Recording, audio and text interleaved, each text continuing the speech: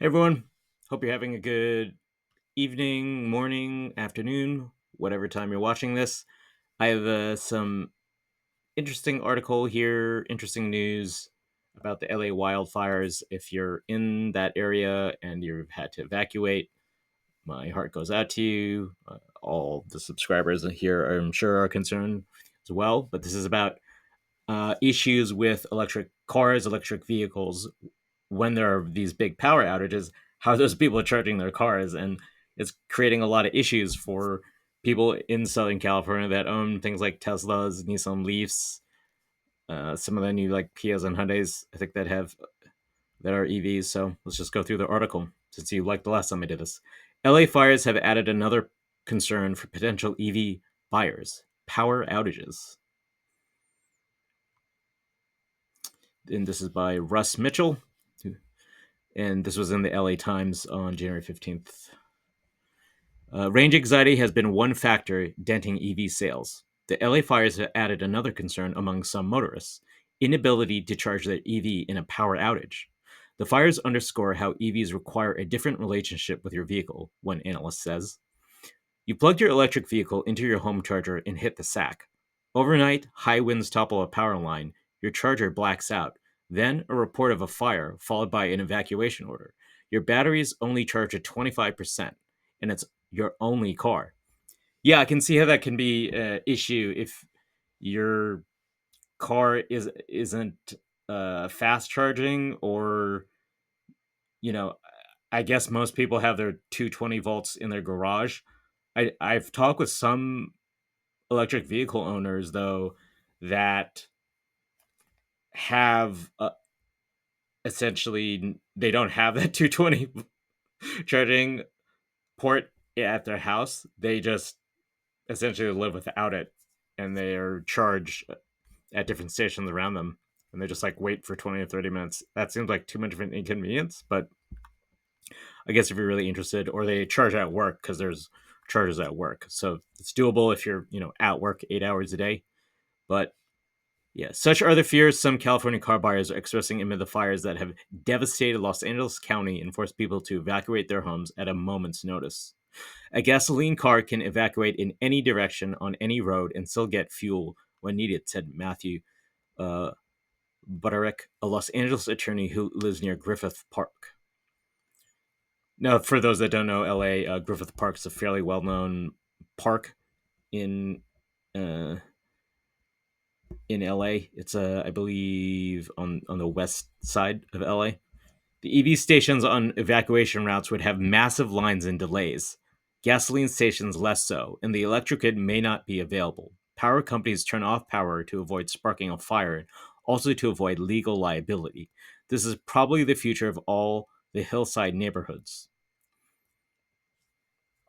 His sentiments were echoed by Val, not sure how to pronounce it, Kipileon, probably butchered that, of an Italian, someone who knows Italian better wants to comment, who lives in the wooded hills above Berkeley. She owns a Nissan Leaf, a full electric vehicle with a roughly 220-mile range, which she plans to sell. Who knows how far you'd have to drive after a disaster, she said. I used to think I'd only need to drive to my place of work. But who knows? I might have to go much farther. Now, in general, 220-mile range, that is honestly plenty for the majority of people if you can charge either, like I said, at work or at your house or somewhere close by. I could see, though, how in a natural disaster that can be an issue. One of the things, though, you need to think about is that if they're turning power off, you can't, it'd be hard to actually get gas at a gas station, because I used to work at a gas station long, long time ago as like a part time job when I was going to junior college. And I can tell you, if the power is out at the gas station, the pumps don't work and the machines don't work. So you can't technically fill the car, even though there might be gas in the tanks underground. I would also imagine with those fires raging, the gas stations could be a hazard. I know that the gas tanks are well underground. I think they're like 50, 60 feet. If someone in a comment wants to comment actually how far they are down, I wouldn't know. But I know actually selling gas doesn't really make you any money. To replace her EV, she said she'll buy a hybrid car or plug in hybrid. She won't consider a traditional gasoline car, though. It's a good conscience thing, she said, citing the environment. I wouldn't feel comfortable buying one. Yeah, so even though she's not going to have a fully electric vehicle, she's going to have a hybrid. I think hybrids are great, best of both worlds. They are a little more complicated. We've seen, though, with Toyota and their Prius, they are extremely reliable cars. Some of them have been on the road for hundreds of thousands of miles. Obviously, eventually, the battery will need to be replaced. So that's something that people need to think about. And that's why EVs aren't quite there yet. Batteries are expensive. They have a certain lifespan when you need to replace them. It's almost half the value of that used car. Fires aside, plenty of potential car buyers attuned to Kiplion's concerns. As U.S. sales of traditional fossil-fueled cars and light trucks plummet, down from 17 million in 2015 to 12.9 million last year, EVs and hybrids have taken off. But in the last couple of years, as EV growth has slowed, hybrids are on a tear. And they have a bit of a chart here. Hybrids race ahead. Let's see, hybrid. Yeah, so I guess that's growing. Traditional. I mean, obviously, still, yeah. Traditional cars are still a huge 80% of the market. Hybrid sales were up 63% in 2023 and 29% in 2024 to 1.8 million, according to automobile data company Edmunds. For the same years, EVs were up 34% and 13% to 1.2 million. As recently as 2022, US EV sales were growing 45%. I personally think you're going to see more companies invest in just straight up electric vehicle infrastructure and electric vehicles and electric cars. There's a little bit of I'd say, myth out there that EVs are more complicated. The actual electric motor is much simpler than an internal combustion engine. What's more complicated is there's all these just electronic systems going in cars with computers. I mean, a lot of cars that I see at the store that I work at, a lot of them have two battery systems, and you're just talking like lead acid batteries or AGMs that we put in the vehicles. They have two because there's so many auxiliary systems in there. Basically, the one battery that you put in the, say, trunk or the under the hood of the car, it can't power everything. So it's crazy to see that, and you see that even on EVs or hybrids now. They still have a lead acid battery to power some different systems. So crazy, crazy to think that we're getting to that point. You might need like 4 or 5 batteries in cars going forward. But hopefully the battery prices come down because they just seem to be going up, at least on lead acid batteries. Although EVs could well return to torrid growth as vehicle prices decline and public charging networks are built out, the industry now appears to have exhausted the early adopter market on its appeal to mainstream buyers, said Edmunds analyst Jessica Caldwell. Honestly, I don't really buy that. I mean, I know some of my subscribers and viewers are down on the EV thing. If you have a comment below, let me know or shoot me an email. As long as it's constructive feedback and no foul language, which some of you have sent me. EVs require a different relationship with your vehicle than people have had before. They require a lot more planning, Caldwell said. This includes setting up a home charger, which sometimes requires an electrical upgrade, calculating routes for longer distance travel to find where charging is available, and searching for working public chargers when charging stations are jammed or chargers are inoperable. Yeah, I mean, that's definitely a problem, and range anxiety is an issue. I used to have a electric vehicle for a little bit, and I'm going to tell you, like, range anxiety is a thing because, like, a lot of times you're trying to calculate, okay, how far am I going? I need to be able to get back. You don't want to necessarily run that battery down to like 10 or 15% because it would essentially shut off, and like sometimes it'd take a while for it to charge up. But in terms of like the maintenance on that thing, way better than an ice vehicle, internal combustion engine. The only thing is that gas is easier to just put in the vehicle and go, but you have to spend money.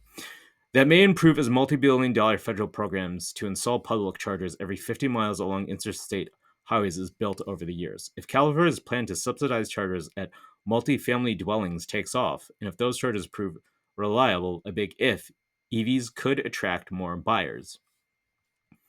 Now, I think talking with like normal people about the next car that they want to get, a lot of people say they want to buy EVs.